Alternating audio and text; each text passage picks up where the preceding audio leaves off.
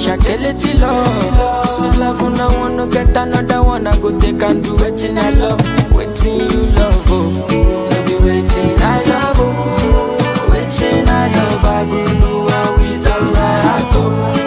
Go no be vodka. This time money changer. But when I know the ways that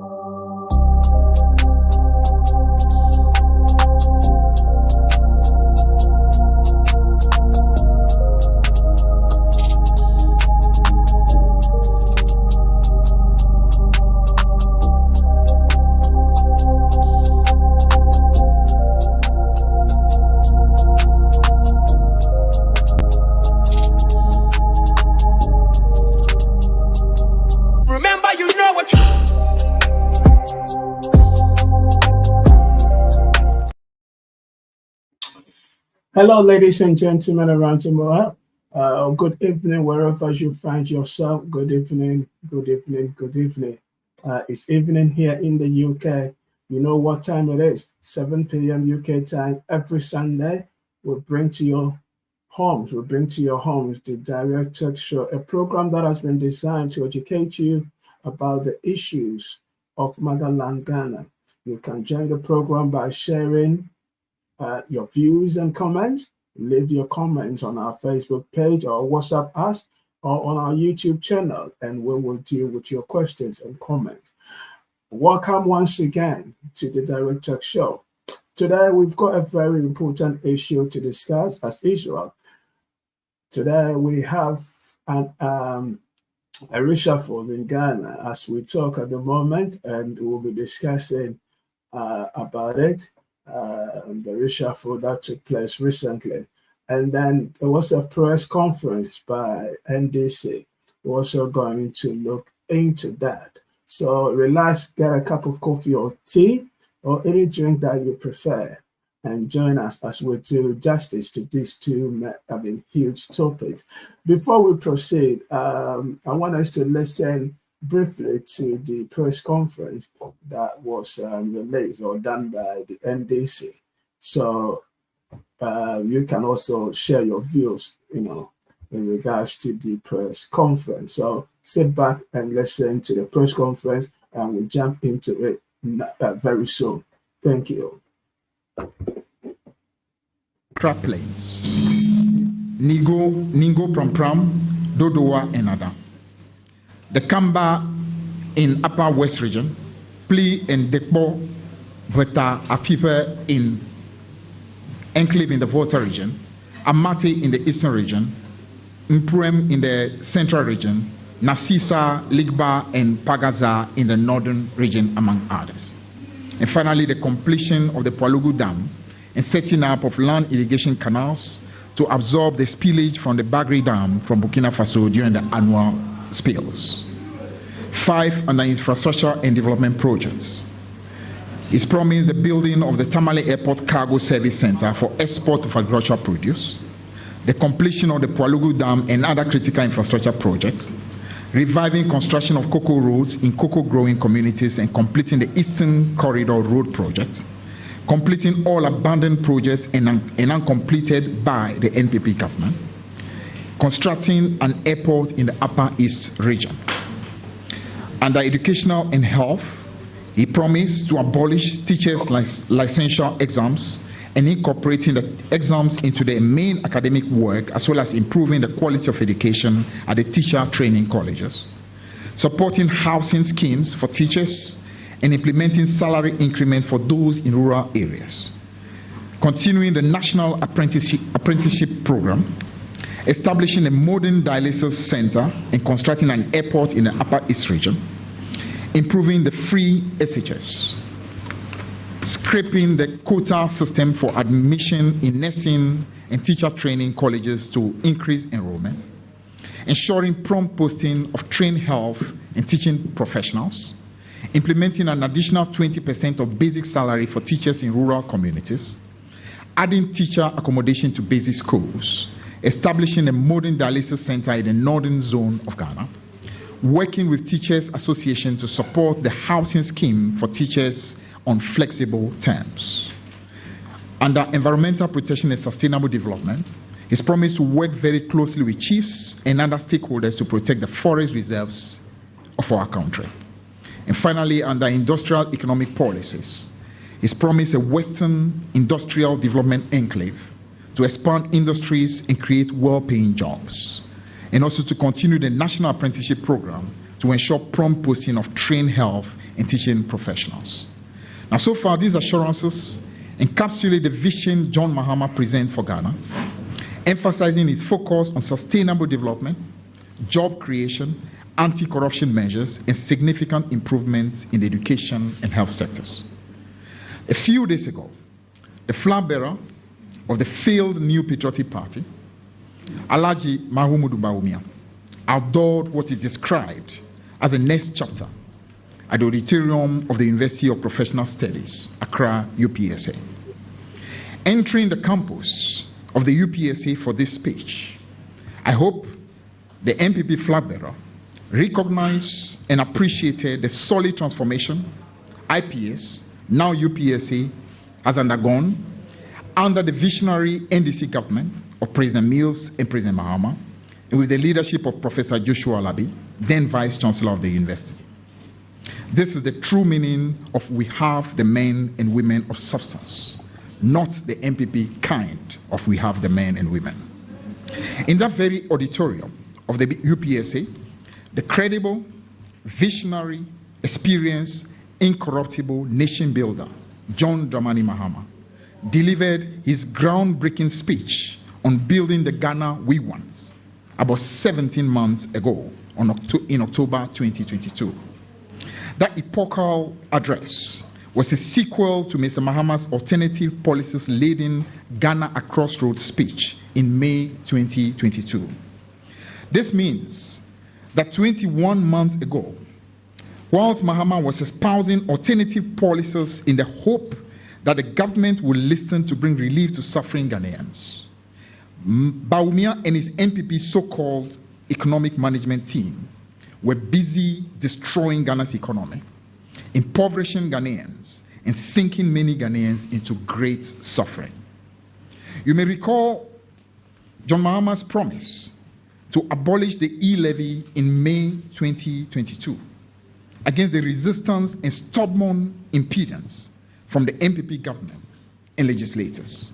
And you may also remember the following assurances for President Mahama that he will get Ghanaians out of the mess the MPP has created and provide hope for all, strictly enforce prudence in the management of public finances by cutting out waste and ostentation and ensuring the Bank of Ghana plays by the rules, not the malpractices we have seen, where the Bank of Ghana has become a money printing machine, intoxicating government with seigniorage, thereby accelerating inflation to a high of 54%.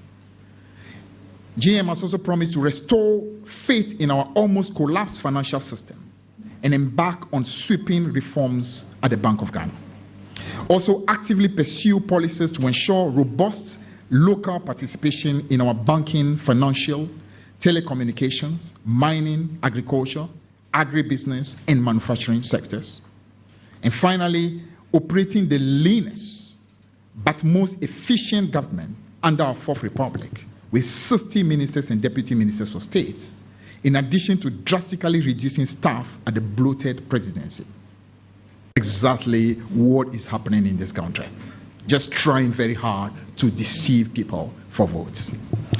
And do you recall the Vice President Alhaji Mahamudu Bawumia promising MPP delegates during their presidential primaries in Ewutu Senya East constituency of the Central Region that he will allocate at least 10 appointments to party members in each of the 275 constituencies if he became president? The primaries are over, so obviously his promise to MPP delegates is dead. Alaji Mahmoud Bawumia, Ghanaians are not going to fall for your lies. Ladies and gentlemen, I submit to you that long before the MPP flag bearer began thinking about the future, John Mahama had already thought. Hence, no amount of political chicanery can save the MPP come December 7, 2024. Mr. Mahama has also in the past assured Ghanaians that he will initiate an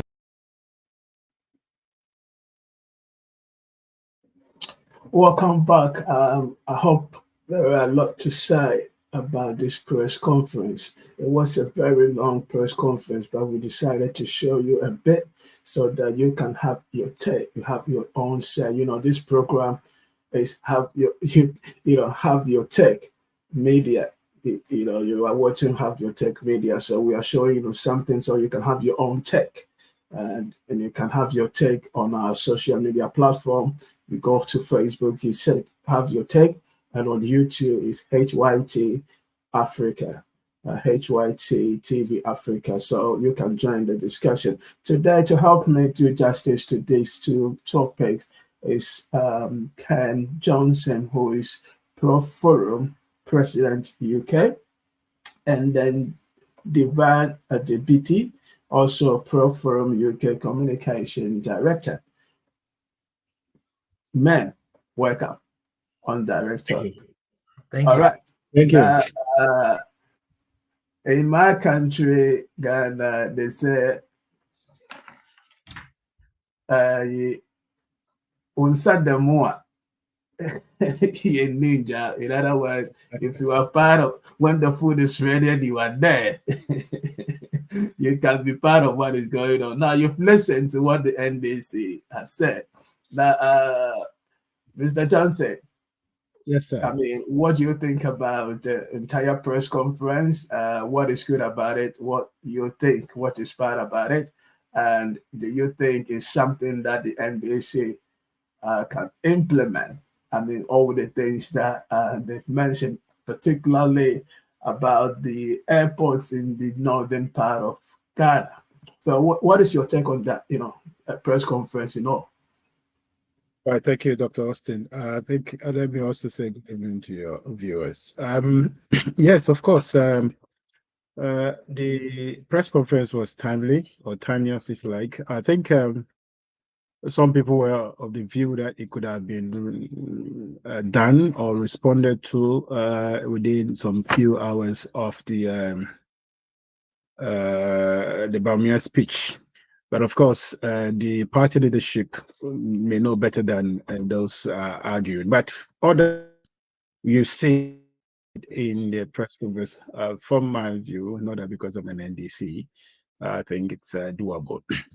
I talked to you. You're asking a specific question about the airport uplift, or if you like, the expansion in the northern part of our country. I think it's long overdue. It's long overdue. I mean, don't forget, Bawumia himself went to Cape Coast to promise airport with no track record of completing successfully any project. Bawumia has made himself a project manager without any project team, and all he does is go on Wikipedia with his boys, and then they start to pick people's words and think that that is the vision Ghana must have. And this is the essence of Wikipedia economics. But with Mahama in place, and the vision of Mahama is clear. I mean, Mahama made efforts to have at least regional airports. If you think about during his administration, we had the Kumasi airport uplift. Today, if you have been to Kumasi, your own hometown, you want to fly from Accra to Kumasi within an hour, you are there. And that has transformed how people travel around and do business.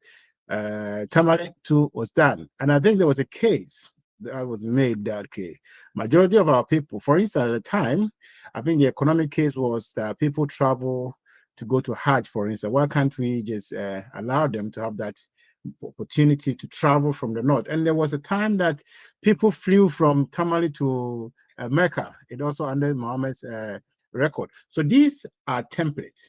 You can say that, well, the man says he's going to uplift it or upgrade it so it become an international hub.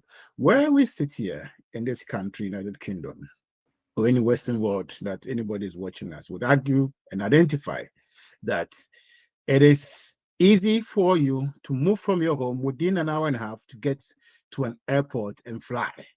And that is how the system is, and that is how the economy works perfectly. I can just move to, say, Bristol within an hour and a half, and I can just jump onto a plane and go anywhere I want to go, unless the service is not there. Even if the service is not there, you can connect from Bristol. I can just move within an hour and a half and get to Birmingham International Airport. I can travel, say, about 2 hours. I'm in Heathrow. You understand? And you can further on move to Stansted, City Airport, or talk about Manchester, which is also about 2.5 hours away from me. The point I'm trying to say is that we cannot continue to use Kotoka as the only hub to fly out of Ghana on international trips. Although we have expanded on the local flights, it is also important that we give room for the convenience of things to happen so that individuals can now plan their life. We spend a lot of hours getting people to come from the northern part of Ghana to come to Accra, and sometimes we don't even have the hospitality. We are still short of them. We have some hotels, we still have other things, but the convenience and the cost of traveling can be minimized if we have had that airport in Tamale doing that same job. It means that we may have a lot of inflows of flights coming to Ghana. The traffic will be higher, which means that business can also boom. If you want to say go to Kumasi, you don't have to go to Accra. You might decide to go to the Tamale and then just if you like, transits from Tamale to Kumasi. It's also possible. So yes, in terms of the doing or the actions against the words, I think Mahama has that record. If you're looking at what MPP is capable of doing, they can come and spin, lie to you, and then run away, hoping that with time you forget that they even promised you anything. And I think that is why the people of Cape Coast, the people of the North are asking the same question. Hence why your question coming in. Do we think that these things can happen? And I think absolutely yes, it can happen. Let me also take you through some of the things that were said, if you like. They talked about the promises about ending the so-called gatekeepers license for the teachers. How can somebody go to teacher training education at a higher level, being trained as a professional teacher, going through all the calls or the qualifications, all the syllabus, the curriculum, and then you come back and you say you need to write in exams before you can get your postings? To me, it makes the argument of going to a special education unit to be trained as a professional teacher itself defeatable. You understand? It doesn't make sense because you are taught from day one to the end, assessed every day. So that means that based on your assessment and progression, which is coming out of as a result of you passing those exams internally on the campuses, there shouldn't be any need for you to be subjected to another licensing exams before you get your posting. So Mahama says he's going to end it. And I think that should be a relief for teachers. That should be a relief for anybody who wants to go into the education sector, because these are some of the things that has become the bottlenecks for why the attraction for education has changed with time in these people's administration. And it's purely because they have made everything in Ghana politics. They have made even the administration of our basic education system politics. It is no reason why today, I don't know, Austin, when you were writing your, I don't know whether you did O levels or SSE, but I suspect you were also a product of SSE, which is a product of President Rawlings's regime when we changed the education system. I think all of us, we are too young to believe that we are within the new system, because SSE there has been over 30 years, so I don't think that we were old enough. So forgive me. But the point I'm trying to say is this. You, during the times of writing exams in secondary school, you didn't have that the luxury, or you didn't have that yen to think of, I need to go and pay for a Pasco for me to pass exams. I hope you understand. It is only under Kwado's government that everything has become politics, to the extent that the government can invest over 500 million into past questions in this modern era, this day and age. These are issues that every parent must be worried about. The quality of learning, the quality of assessment of their wards or their children cannot be subjected to some political whims. You understand? It cannot just be given to people because, oh, we need to get them. Government has decided to have a budget. Mr. Johnson, hold your peace. Let me ask you something before you proceed. Yeah, you are talking about teachers and going on with teachers. There are some questions that have been coming in, but I just want to, because you are talking about teaching and academic, the educational system. It's been said that the NDC, during the NDC administration, you abolished teacher training allowance. So what are you going to do? Say, in regards to that, these allowances have been restored by the MPP, sorry, and according to one of our viewers, is the reason why a lot of people are going back into teaching. Well, if the person is current, I think the government itself has recognized that it was not sustainable, the allowance to teachers. This particular Kinofurata finance debacle that we have had for the last 8 years or 7 years, that today he's going to be sitting somewhere now, be pushing pen. They themselves came out to say it was not sustainable. So NDC's decision not to have, not to discontinue it was the right thing. Look, if you are going to a tertiary institution, why can't that individual have access to the same student loan, just like anybody else? You understand? Just like anybody else. If we think about that, look, we still have people who go and study engineering. We have not given them that recognition. They are also special disciplines, or medicine, okay? And these people are tied to the student loan system. So the government said, look, we cannot continue to give people an allowance to become teachers in this day and age.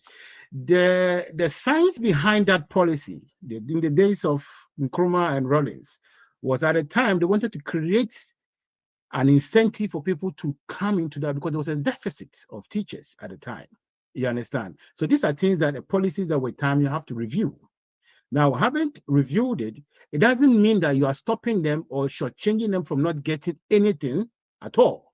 But what you're saying is, okay, we still have, now that you're even at a tertiary level recognition in terms of teacher training being a tertiary institutions, we say get in and you can also apply for student loan. And there's an institution on itself, the Student Loan Finance Company, okay, in Ghana. So you can apply just like anybody who's going through the university or any other thing, so that you can get your loan. And once you finish, you pay off. I think it's a better deal. I think that's a better deal in the modern world, because without that, anything that is not sustainable, you don't continue it. If you continue it, you're only choking yourself. And at a time, we are trying to turn the economy around. So we have to look at the areas we can lean or move to make it more frugal or more inexpensive to manage, so that those monies can be invested in other areas of the economy. And I think that was a good decision that they made, and I will still support it. Okay, thank you for your point. I'll come back to that.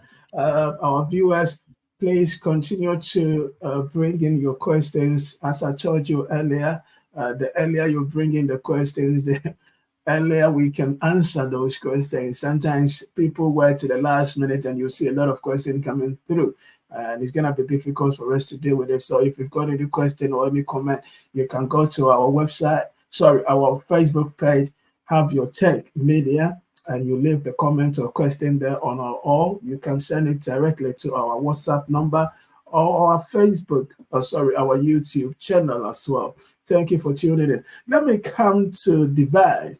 We are talking about the NDC press conference, and we've played a couple of the video.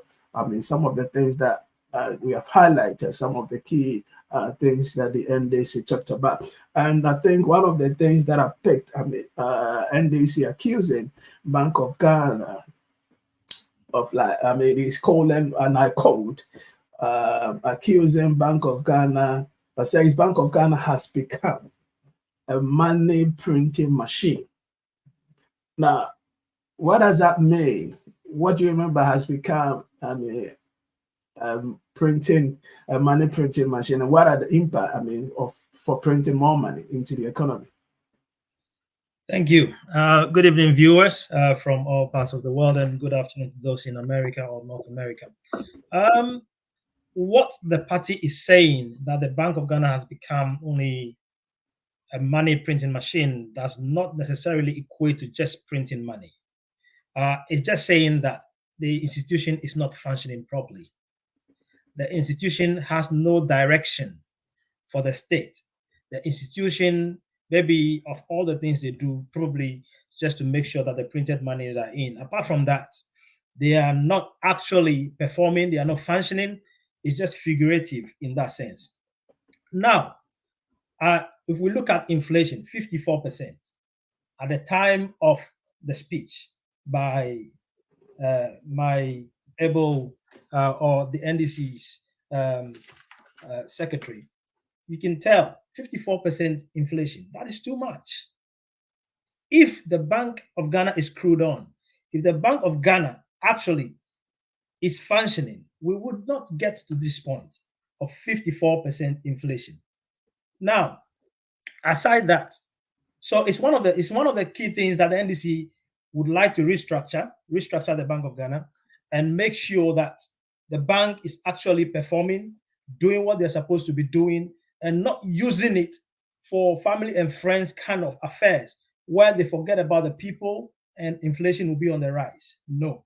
So the party is actually promising Ghanaians, all Ghanaians, that they are coming in to clear all the mess that the NPP has caused and bring hope to all. And as part of that, they will restore faith in every Ghanaian by creating or by revamping our almost failed or collapsed financial system. And one of the things they will do is to actively pursue policies to ensure local participation in our banking and financial sector. If you look at the banks that were collapsed, I mean, look at GN Bank, that belongs to a Ghanaian. We have other banks also that belong to Ghanaians. So if you take the country right now, the only one or two banks that are left belong to the finance or the just House Finance Minister, who is actually a relative of the president.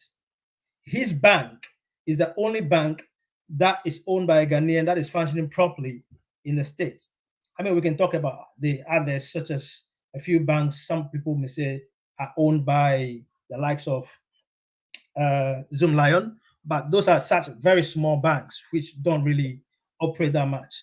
So we can tell that this government came, collapsed everything, and from when we follow the ruling or the court judgments for the former CEO of what's the name of the bank? Mr. Asian's bank. I forgot. But then what we realized from that, Mr. Asian made a statement that the finance minister and his bank approached him. They wanted to buy off his bank, and he refused. Now they're in power. What has happened? They collapsed the bank. They jailed him. He's the only person jailed so far. You see? So they came to collapse the financial system, and NDC is promising that when we come to power, we will rebuild the confidence of Ghanaians who want to get into this sector, build businesses in this sector, in the financial sector, so that Ghanaians will now have that confidence to engage in the financial sector. So this is what the NDC is talking about. Okay, thank you so much for your point. My next question, you made mention of the collapsing of a couple of banks. If we can recall, a lot of banks were, are not in operation or somehow enmeshed together.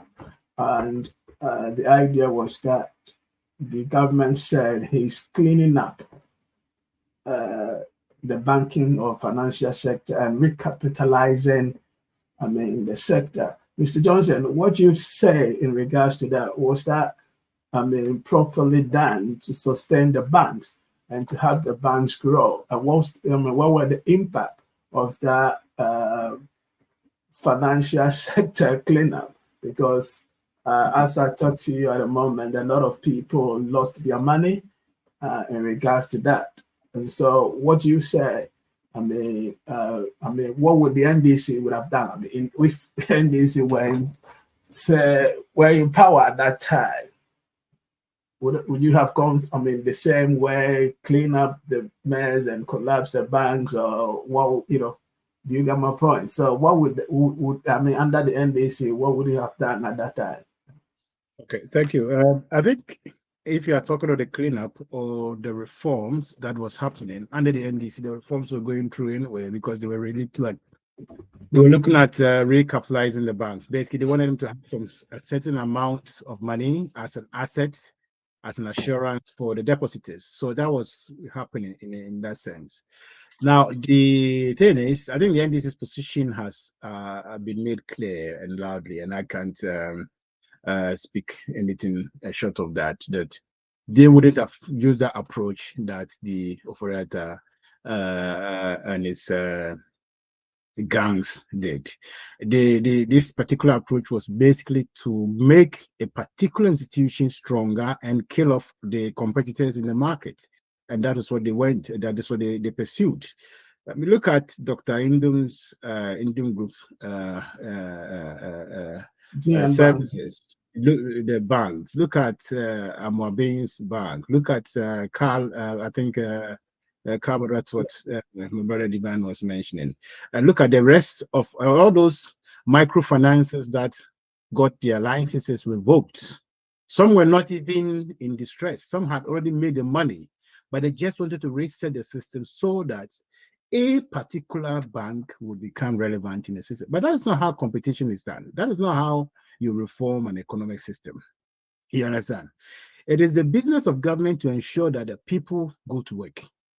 And that is as simple as that. Government does not create jobs. So government creates that enabling environment for the citizenry to be at work. Because government business is to create money from taxation so that you can embark on the rest of the things. If you look at this country, there's a company in South Wales, I think you have heard of it many times, and even back in your corner of Birmingham, Coventry, when Jaguar Land Rover was going bust, the government had to step in and give assurance to investors that, look, if you can come and buy, we'll give you A, B, C, and D as moratorium so that the people can be at work. Because once a business collapses, it's not only that business owner that is affected. No. You are going after families. You are going after community. I have lived in a country just like you in Ghana, where I saw a business like Bonsa Ties. I don't know if you remember Bonsa Ties. It's the only country that used to do ties in Ghana. And we saw how Bonsa Ties one day collapsed. As well as the SGMC before became the mining reformation in Ghana. Then out of that, it changed the dynamics, it changed the economy of Takwa, for instance. You understand? So if your father was or your parents were not in the higher levels of that institution and they could easily find jobs, then it means that the future of that family is affected. And that is something we need to talk about. That is industrial strategy. So you cannot just decide that, oh, because you are reforming, we need to collapse that and we are doing investigation into how some businesses were transacting certain things or they made some money from. No, it's not your business. Government's prime interest is always and has to always be that the citizens are at work. Because if you can go to work, more so that we are living in a country where our social system doesn't work properly, you'll be able to pay your taxes officially, and the government can collect that money to servant in areas of the health, agriculture, support, and also take care of the elderly. Another example I can give you is this. South Taport in South Wales. They work with metals. So the Wales metals. Just about 2 weeks ago, the company said they were going to automate their system because they found a better way of using LED technology to smelter the metals, you understand, or to melt the metals. And then that was going to affect about 2,500 jobs.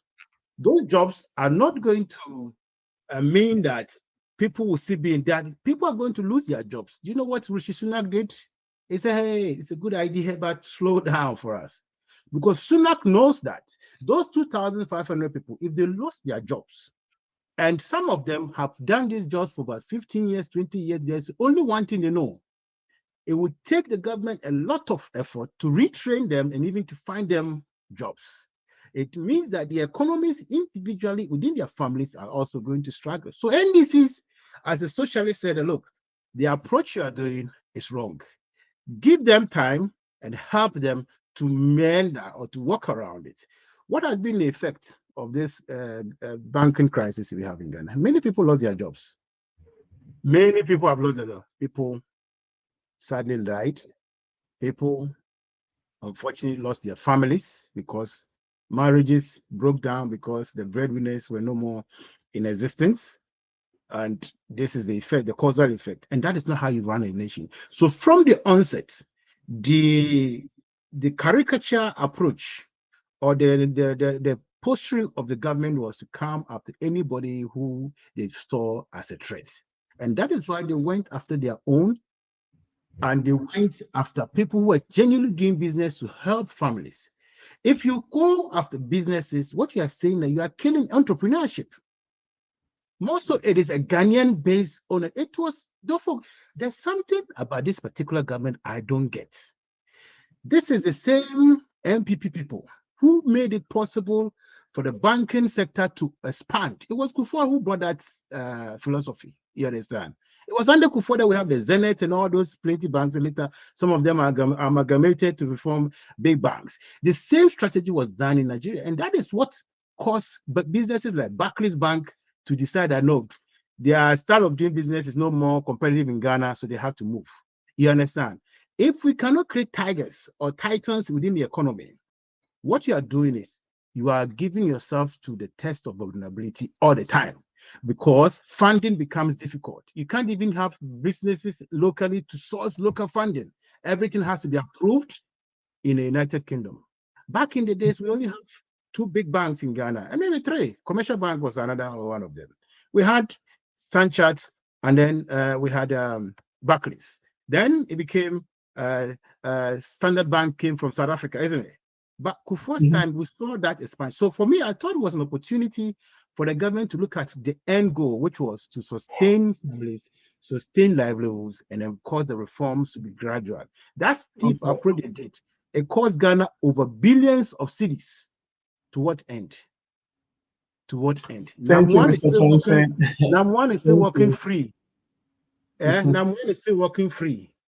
We'll come to that, Mr. Johnson. We'll come to that. Thank you for your point. I think we've done justice to the NDC's press release. These are some of the things that I wanted us to talk about.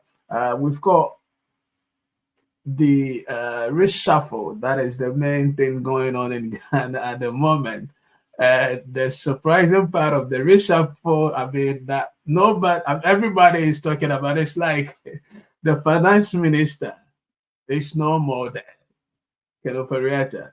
and everywhere you go across the country, all the news outlets, they are not even talking about other ministers that were gone or replaced. But it looks like everywhere you go, you will see the picture of the finance minister and the reshuffle will come. And it's like the news is going on in Ghana. Everybody's talking about it. And that is what we are looking at today. Now, I will come to Define. You've heard about a reshuffle. You've seen about a reshuffle. So do you think it's something that Ghana, what we need today in this election year? The reshuffle will actually transform Ghana. Do you think that the reshuffle will be helpful to the economy of Ghana now that Oforiatta is no more there? All right, thank you. To me, I don't think this reshuffle is necessary, and I think public expectations on whether something will change is also very low. First of all, this is an election year. We have barely 10 months to an election. So this political party, NPP, decided to make some reshuffles. And in my opinion, this reshuffle is very strategic for two reasons. First of all, to bring those who have won the parliamentary candidature in the various constituencies to put them in positions where they can raise money, garner money, and spend in their constituencies to win the elections against any position in those constituencies. So if you look at the reshuffling, they have actually placed parliamentary candidates in positions as ministers or deputy ministers so that they can raise money, still garners money. This is what Ghanaians need to be aware of. So every parliamentary candidate is given something so they can raise money, go and spend in their constituency. So for the next barely 10 months, nothing is going to happen in Ghana. People are going to raise money and spend for the election, and there'll be no proper economic growth in those aspects. And secondly, is to victimize those who were not in the camps of the parliamentary candidate, the presidential candidate, or Dr. Baumia. For example, we saw what happened to Frida Prempeh. Frida Prempeh only just got an appointment to Ministry of Sanitation, and Baumia's boy was used to contest her in her constituency, and the young man won. Frida lost the candidature. What did they do to Frida? Barely after 4 or 5 months of taking the Ministry of Sanitation, they have removed her. So it's just to get back at those they think are not for the institution, or those who do not support Dr. Baumia's candidature. So it's not really to help Ghana as a country. If they wanted this to do something or to make an impact, a positive impact on the nation, they would have done these changes about 3 years ago, maybe 2 years ago, when people were crying, especially asking for the finance minister to be removed. Those things would have been done, but they didn't. And in fact, the people they have brought, for example, what's his name? Andrew Ejapa Mesa, for example. This man's hand is so dirty. He was involved in the Ejapa corruption deal. He was very much in it. He was also caught about a year or 2 years ago in the $165 million GMPC offshore deal. That was hooked on his neck. So much in corruption, and now given another ministerial position to head the Ministry of Tourism. I mean, what are we going to see? It's just a recycle, or it's a recycling of the same system. A recycling of the same system in place. So technically, we are not going to see any difference. We still have the same corrupt people in positions who are going to be leading this nation in 10 months to raise money for Dr. Baumia, at the same time raise money for themselves.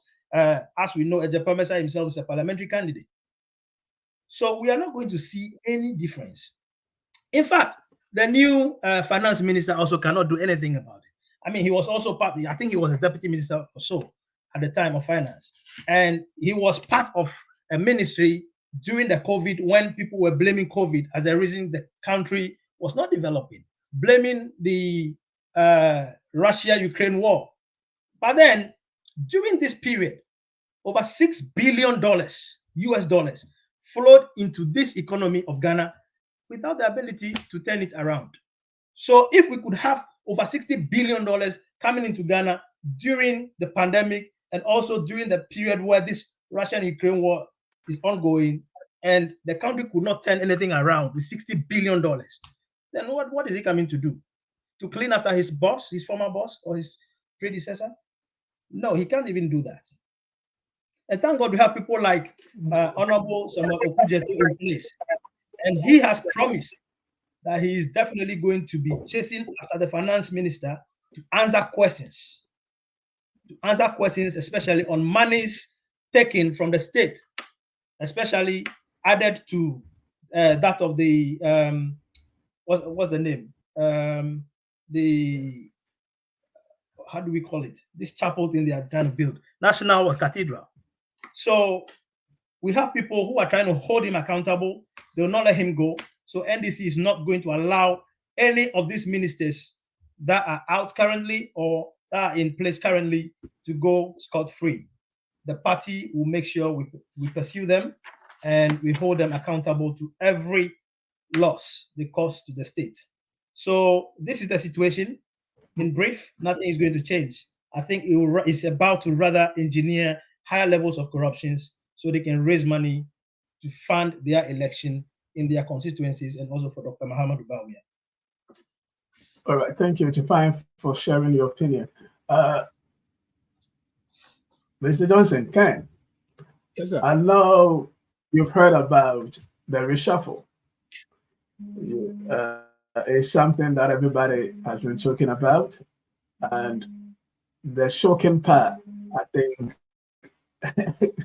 about all this reshuffling thing is the finance minister gone, been replaced. I think somewhere last year there was some parliamentarians, particularly from the minority in parliament,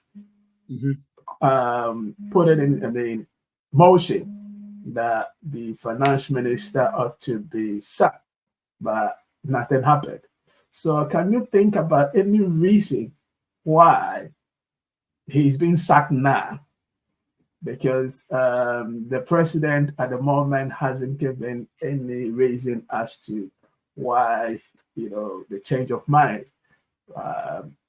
There have been a lot of people calling for that for a very long time, but nothing happened.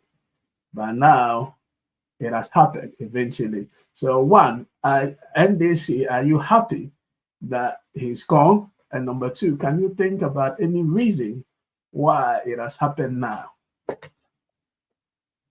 Yeah, I mean, if we say NDC, I think it's not only for NDC, it's for the country itself. Voters or taxpayers, I'm sure, would be relieved, just like the parties are, because you see, the business of politics is not just about opposing, it's also to give credible solutions so the country can go forward. And if we want to do that, then obviously we are looking at the interest of the government or the interest of the country. Now, what we see here with the reshuffle, I think Oforiatta is a disaster. I mean, he was a disaster from day one, and I made a piece around him because I thought that it is not about casino economy. If you are running a casino economy, you just have some stash of money in your pocket. You go to the casino, you just go and gamble and think that you make more money. Just like doing lottery. The chances of you winning is to whatever per the population of that stake. So Oforiatta came in with his record as working with the market. And he thought that you can pawn Ghanaians' livelihood or people's lifetime investment on casino tactics, hoping that you make more high returns. And hence why he has borrowed more than any other person in our democracy. The essence is this: when a finance minister is not doing well, it does not bolster confidence for the market. Investors don't have confidence to come and do business. It is very important. We need to remember that. And that is why in this country, United Kingdom and anywhere, anybody who is sent to the Ministry of Finance or the Chancery must have a reputation that is in the interests and the heart and soul of the working class, the ordinary people, and investors as well. Your decisions must be vetted and vetted and vetted to be in the interest of business. Oforiatta did not do any of such things. His reputation was to make one particular company, the Data Bank Group, become bigger than what they can do. Hence why every transactions of government would have to be signed by his company. That is corruption in his face. So investors became worried. The 68 or so members of parliament, they're actually not from the NDC. They were from the MPP, his own party members, called for his head to be axed, to be chopped. But Akufo-Addo, knowing Akufo-Addo, a man who has become synonymous to corruption, disdain, filth, everything as you can call it, decided to allow him to continue. Now, what you have to remember here is that Akufo-Addo and Bawumia, those two gangs.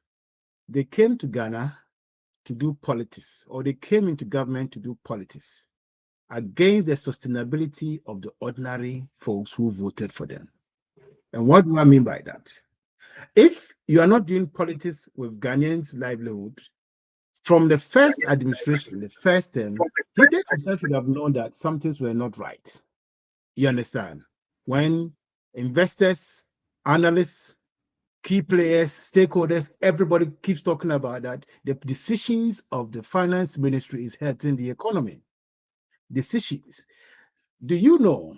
Let me put it in perspective. If Rishi Sunak or the chancellor in this country, Jeremy Hunt, yeah, said something that, oh, UK is going to print money, or what is called quantitative easing. Do you know the effect that it has on the pound? Do you know that effect? And that is why Richard Sunak or Jeremy Hunt cannot just come out and say anything thinking that they are the ministers and people will applaud them. They'll be vetted into the science of economics. Ofurata had it for free. And every day you see him with his white cassock like a Catholic priest, speaking about the Bible, but doing the other thing. He's the man with two arms, one dead, one life. The livelihood is to make his company better. Now, let's look at the issues and what it's going to do to the economy now. Amin Anta is, yes, he has an experience in petroleum economics. He has a reputation as speaking about the oil monies. I think he used to be the CEO of ASEP, one of the think tanks in Ghana, a very brilliant guy. He also was once a deputy minister of finance during the COVID, as Divine was saying. But with his level of expertise, perhaps the economy as a broader thing may be a challenge for him. So he's going to have to get a grasp of it. He may have to take some time to even know the ins and outs in the system. But he has been at the ministry before, so I suspect that that transition shouldn't take much time for him. A lot of the people Akufo-Addo made ministers or deputy ministers were or are novices, with all due respect. And I think if you're playing politics against the sustainability of the economy, you don't look at competence, you only look at the politics of things, as Divine has said. So what he's doing is he's just giving people the platform, hoping that their elevations or their inclusion in government would translate into a certain amount of vote for them in their local constituencies, because all of them are MPs, apart from Titus Glover, who is coming back to the Greater Accra region, I believe. I'm not sure of the rest, but I think Titus Glover is the only one I can think of now. When you place politics over sustaining government and increasing confidence of investment, what you are doing is that you don't care. You want to defer progress against you winning an election, and it's an election year. Okay, so what they have done is that they have just said, okay, we want to satisfy our party people and forget about the Ghanaians.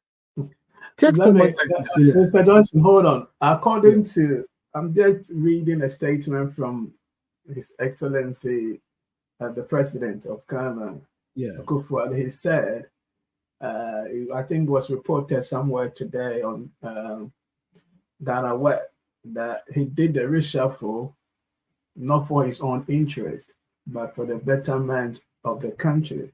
And that is the reason why the Health Minister, Kwakwa Ajimamenu, and the Minister of Environment, Science and Technology and Innovation, Dr. Kwaku Afriye and Claudine Oforiacha, were replaced or gone. So what you say in regards to that, because he is saying that he did this reshuffle for the betterment of our country, Ghana. Well, with all due respect, he's our president. I need to say, but you know, decisions of the president has always come at a disgust of so many. And let me put it in that sense. This is the same man who appointed 126 or so ministers and gave a profile of their competence before handing them the keys to the offices at the time. And he said, oh, this man has this, he's got this experience, he's going to do that. What happened in the first administration? So if it's the interest of the country, I'm sure by now would want to value competence against the politicking of things. You understand? But what he has done is, as I said to you, is only to do politics. It's politics, politics, politics. If you take somebody like the lady going to the Ophelia Kwanzaa Hereford, she's going to environment ministry. Yeah, she's a police officer. She was a police officer, got to the mid rank or so, and gone into parliament. You cannot send somebody to Ministry of Science Technology when the person, I don't know what her grades were the secondary school, so forgive me, when her grasp of science is very low. You understand? So I'm talking about competence. It is good to do politics, but you have to also look at the interest of the nation. I don't think that Akufo-Addo's decision was based on the idea that he wanted to get Ghana back. No. It's about politics.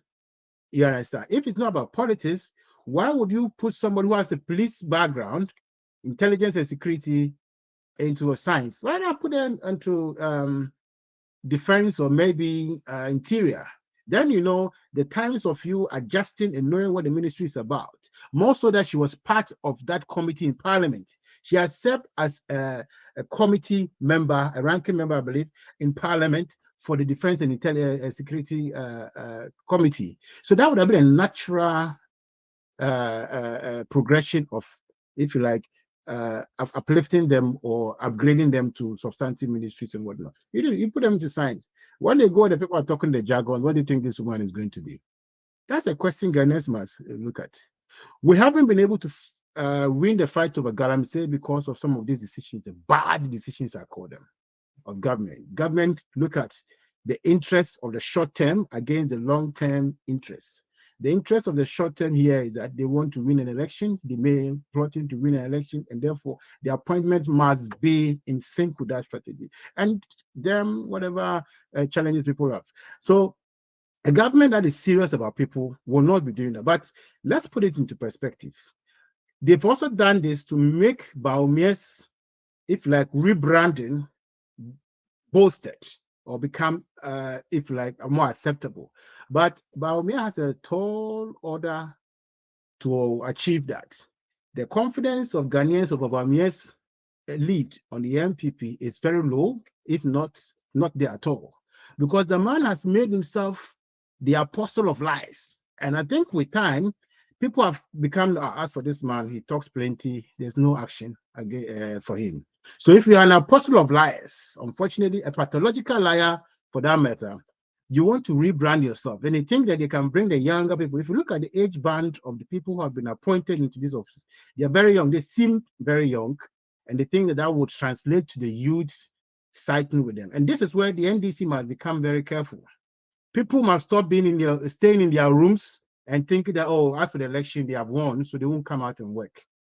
They need to come out and continue to let people know that this is the same Bawumia who promised Cape Coast Airport that did not deliver. This is the same Bawumia who said one district, one factory, and no factory was cited in your own individual constituency. Dr. Ossi, your constituency, I don't know whether you had a factory. This is the same Bawumia said. I'm still waiting for that. Sorry? I'm still waiting for that. In my constituency. This is the same Bawumia who said 1 million, one dam.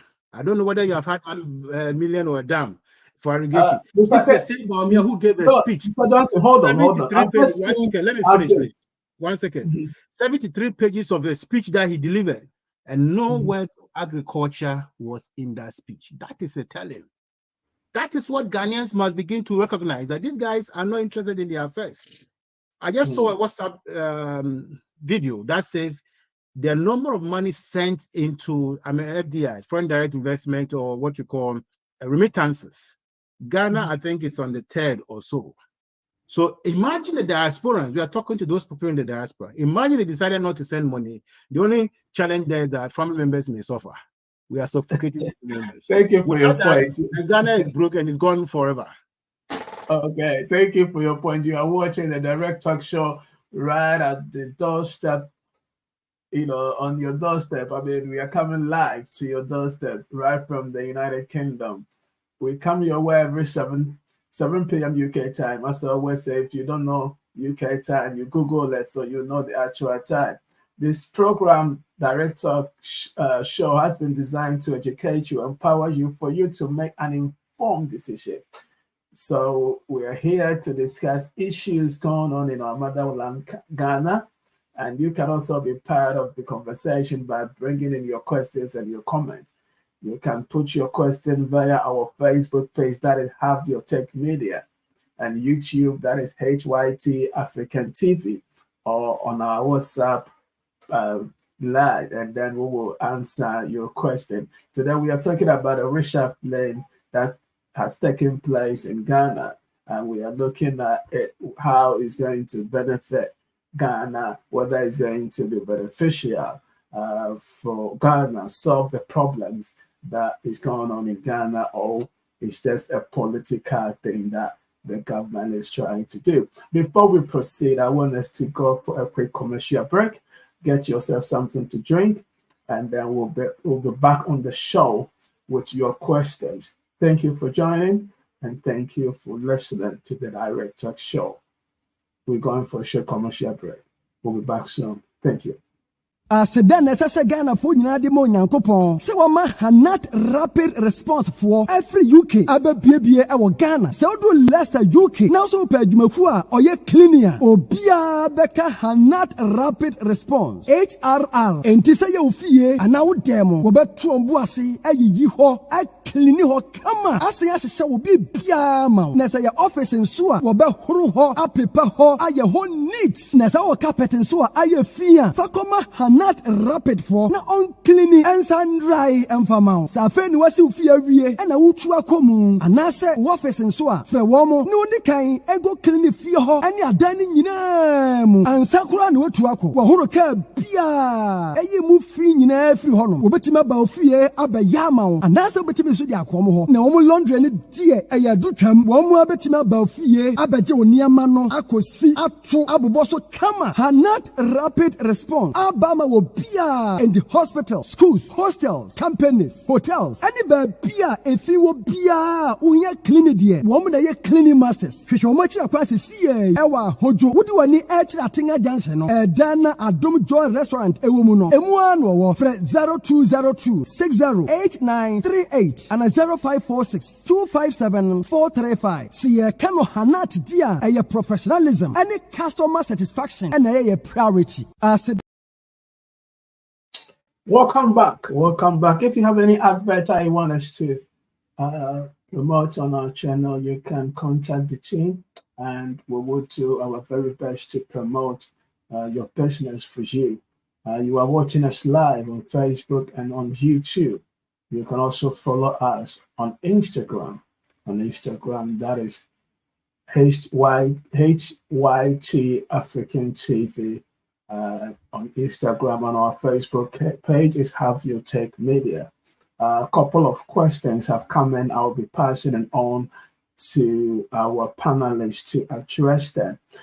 I just received a news, and that Ken Oforiatta, although he's no more the finance minister, but has got a new role, and he's now in charge of advising government on some financial. He's senior economic advisor to the president, meaning that he will be in charge of negotiating most of the big deals for the country.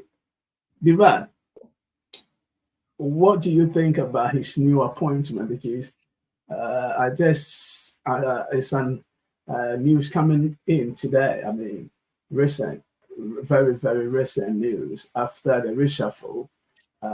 It's been reported.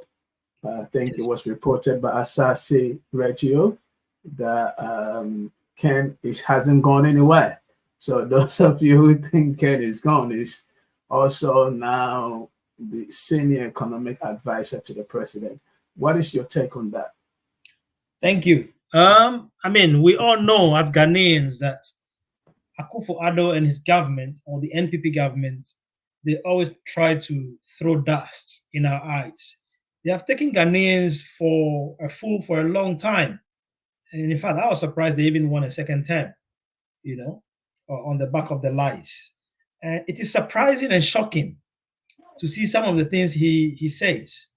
And for example, my brother Ken mentioned that Akufo-Addo did say that or you even mentioned that these reshuffles are in the interest of the state, not in his own or in his personal interest. But this is just the example. We can all see clearly that the reshuffle is in his own interest for his cousin, Ken Oforiatta, to have a much higher role, be in a position to broker all the biggest deals that come into the country, so they know how much they are actually bringing in and decide to tell Ghanaians what is coming in and what they want to keep as a family. That is exactly what this president is doing. So the reshuffle is not actually in the interest of the country. No, not at all. It is in the interest of the party, NPP, to rake money for their elections in the various constituencies, to help the pro-Bawumia and Akufo-Addo cohorts to get back at the anti-Bawumia cohorts. And on top of that, given this sort of position, which is much higher, we can see it, that it's a position much higher than the position of the finance minister. And so, in my opinion, I believe Ghanaians should begin to think that this family and friends government is taking us for a ride. They have been doing this for a very long time. We've seen them, the attempt to privatize ECG when they use Ken Oforiatta's best friend, Kelly Gadepo. You know, they went to Yale University together, and the same young man is in charge of his bank. And currently, so we can see the things that they try to machinate behind the scene. They don't do anything in the interest of Ghanaians. Everything they are trying to do is for family, is for friends. And so this is a typical example we are seeing, that Ken Oforiatta is not removed entirely from the government. He's having a much higher role than the office of the finance minister. And he's going to be in charge of multi-million-dollar deals, if not billions. And how much are we going to know about it as Ghanaians? How are we going to know how much is coming in when his prodigy is now the finance minister? So they can connive at that top level and decide to announce to Ghanaians how much has come into the ministry. So these are the things we need to think about as voters, and I'll entreat every voter, every Ghanaian, every concerned Ghanaian to know that Akufo-Addo and Dr. Mahamudu Bawumia have lied to us for so long, and it is time to vote them out in the interest of Ghanaians and in the interest of the future of the unborn ones also. Thank you. Thank you for your input. Mr. Johnson, do you have anything to say in regards to the new role? Because that has been reported, but go ahead. I think the value is still the same, Austin. Yeah, you can hear me, right? The value is still the same, whether it's going to be an advisor to the president or the presidency or the ministry, the value is the same. When a disaster strikes, the impact is the same. I think it would have been better off if Akufo-Addo meant well for Ghanaians. It would have been better off to ask him to go and retire. After all, 7 years in government is enough for you to value the impact of an individual and his contribution. But they know what they are doing. Let me put you to how the Financial Times the caption. They said Ghana replaces finance minister who negotiated 3 billion IMF bailout. Then Bloomberg says Ghana replaces finance minister as debt talks election loan. Do you understand what it means? So you could see that whenever you hear the name, unfortunately, he saw Oforiatta by his best first name, Ken Oforiatta, you are hearing havoc, brain hemorrhage on the Ghanaian economy. Whenever you hear the name Oforiatta, it's a disaster. You understand?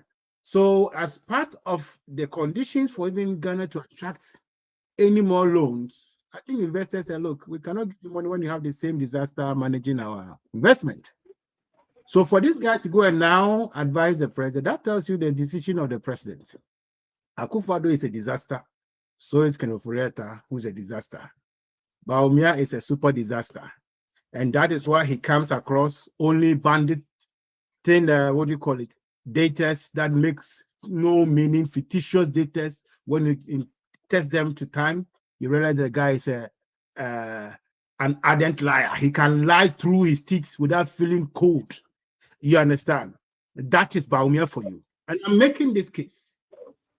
People must not see this as the politics. People must see that this is their livelihood. How could you see a nation have a super or hyperinflation and still say that this guy was a mate and therefore we should give him the opportunity to become a driver? Then we are moving into the ditch. As simple as that.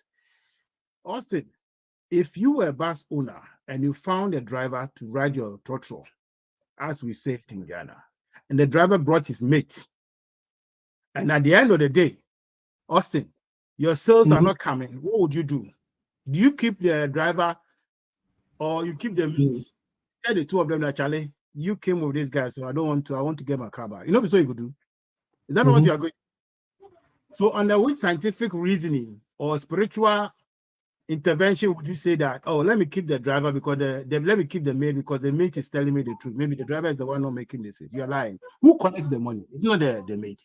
Have you ever paid your money directly to the driver who is managing a trotro before or a taxi for that matter? It is the mate that collects and says, Master, today on this road, this is what we got. Had 150.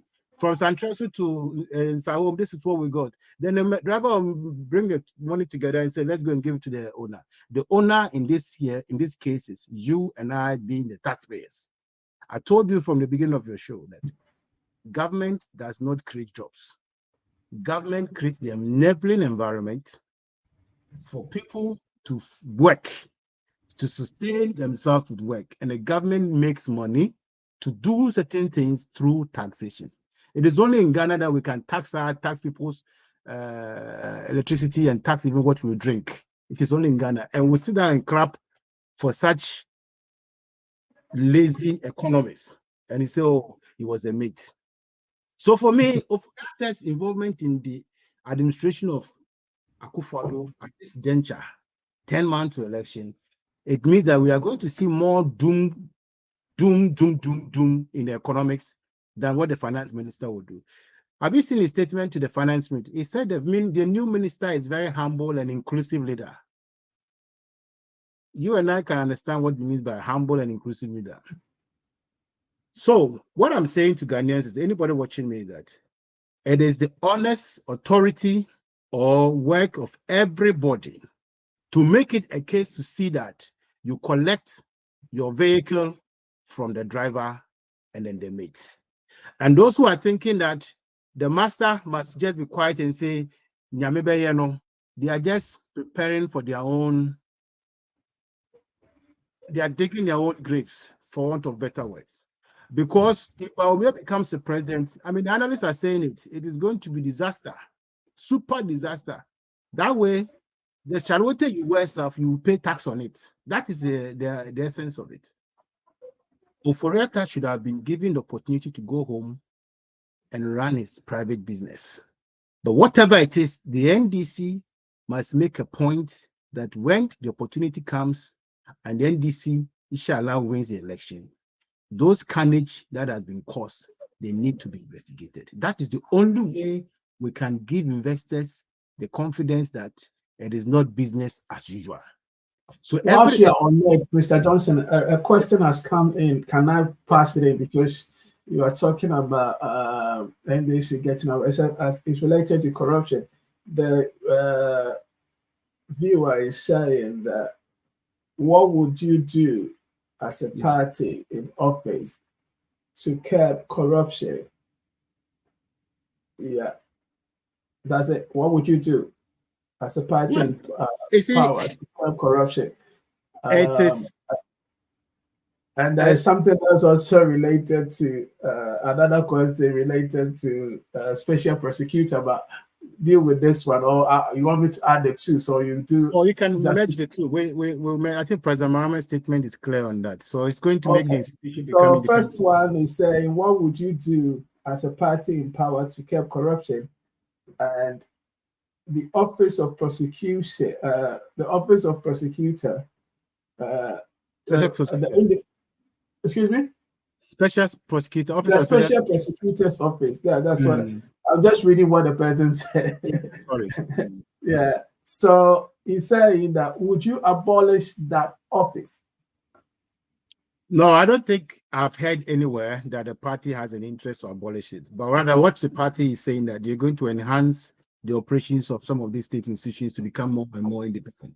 When it comes to the management of corruption or taking charge and ensuring that there's value for money in Ghana, Mahama's record is above this incompetent bunch of thieves who only know how to steal.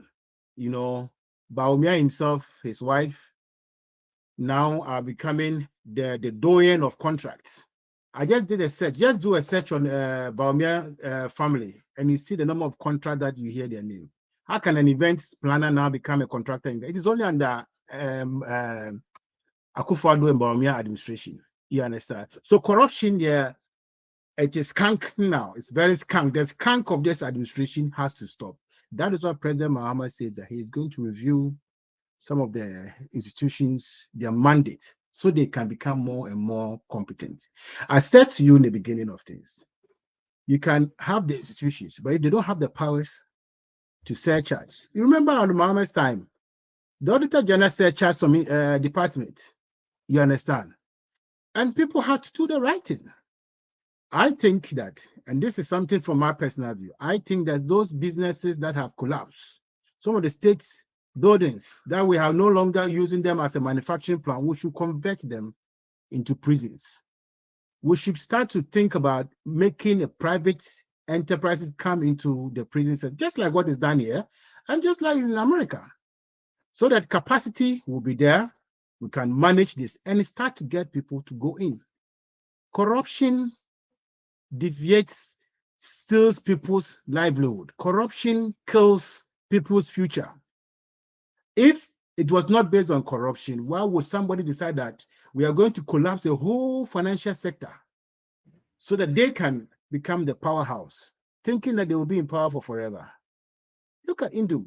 I know people who spent their pension into some of these products from the financial sector, from Indum and the rest. Today, they have died, sadly. I know people. So it's a personal matter here. And there are many of them. Go to Ashanti region. So we cannot do politics as if that there's no tomorrow.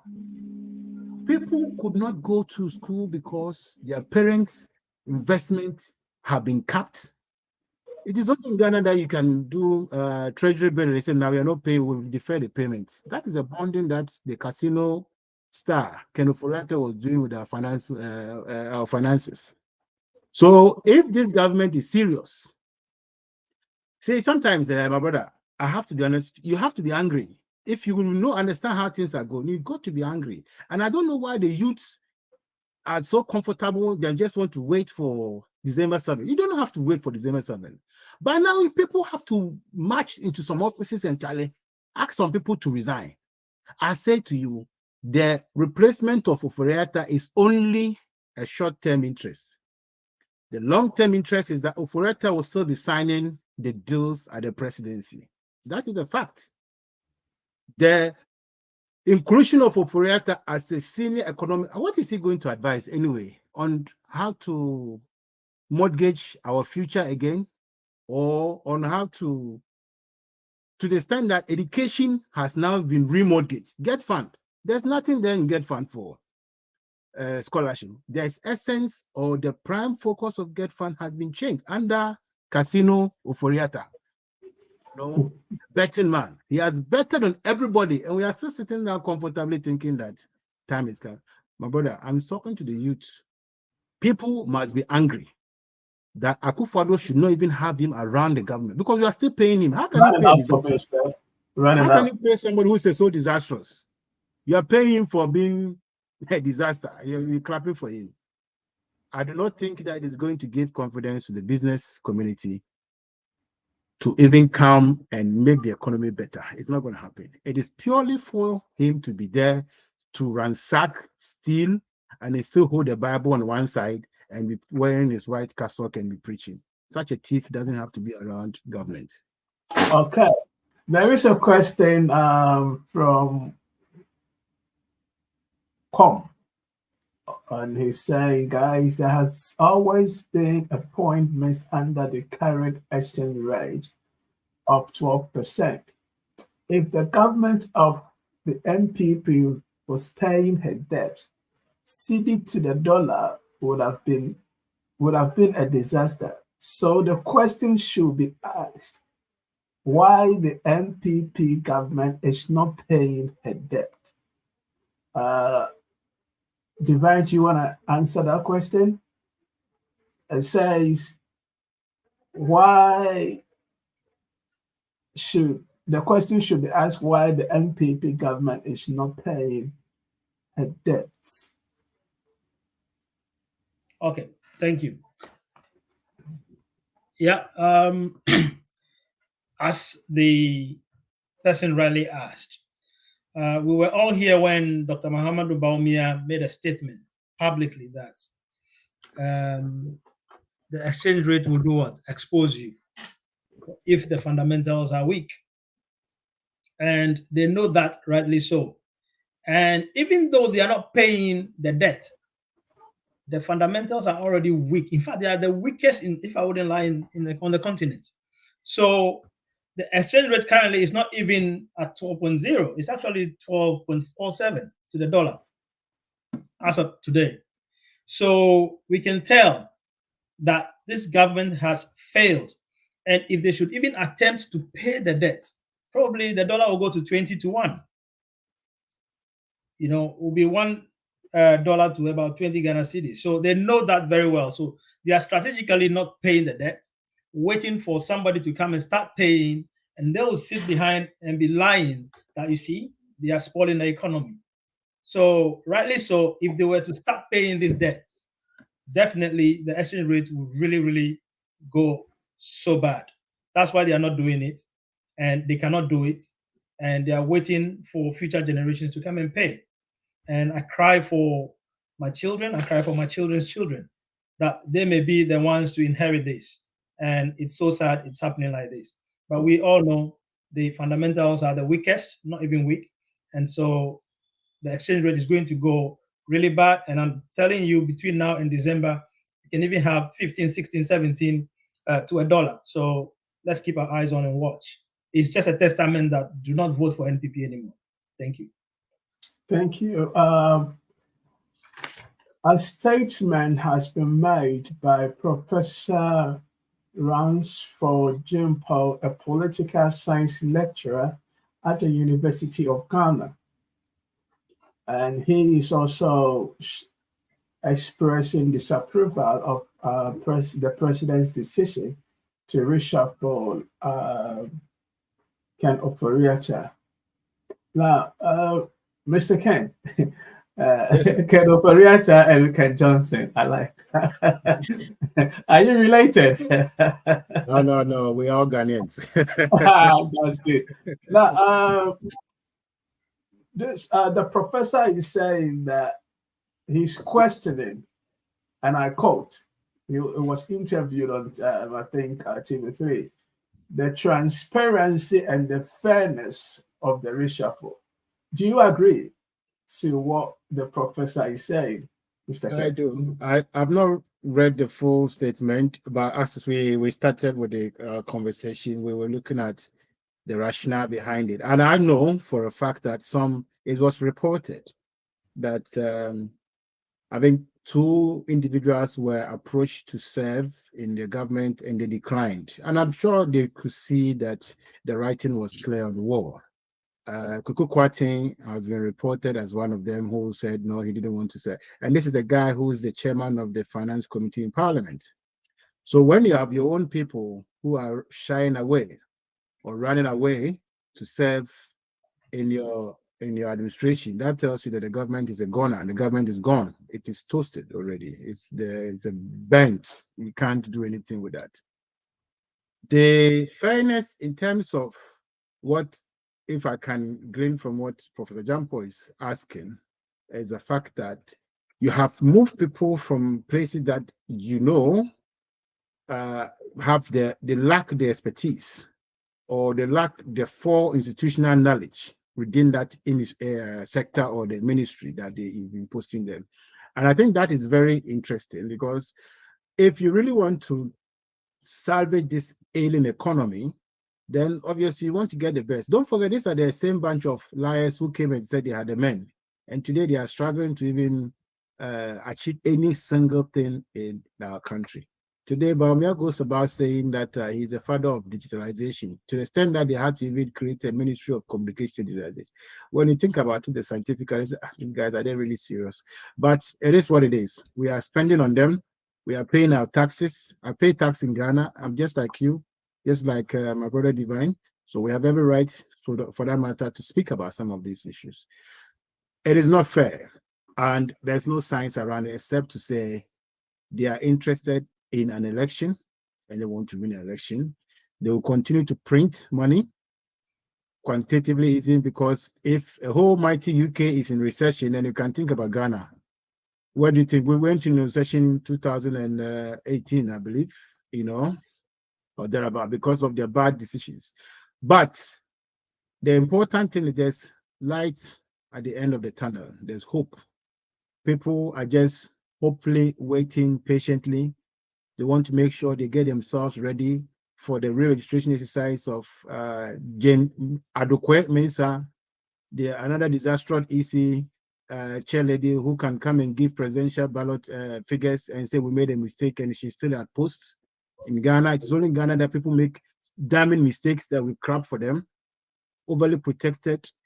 She would come out to do what we call re-registration exercise, or to get more people to vote. I just urge Ghanaians to look at the opportunity and then register and make sure we send them packing. We know that there will be some machinations about Ghana card. If you don't have a Ghana card, go to the local office and make that noise. But Akufo-Addo's last term is not going to be a salvation term, a term where things will change. It is going to be business as usual, more so to the fact that Oforiatta is now the pen pusher at the office of the presidency. I don't get it. I don't get it. I think it's a disaster that we have waited for it to fester. It is going to grow, but we just have to be prayerful. People have to contain the situation, and I hope that President Mohammed's decision to come and resurrect or reset the economy would work, which is going to happen. People are also hopeful that there will be some if you like, incarcerations or investigation to some of the bad decisions of the government. Mahama is coming to restore the projects that have been abandoned from your press conference that you shared to the viewers. Mahama is also going to make it possible for people to aspire. The digitalization drive, the 10 billion fund that President Mahama is talking about, the big push agenda is going to happen.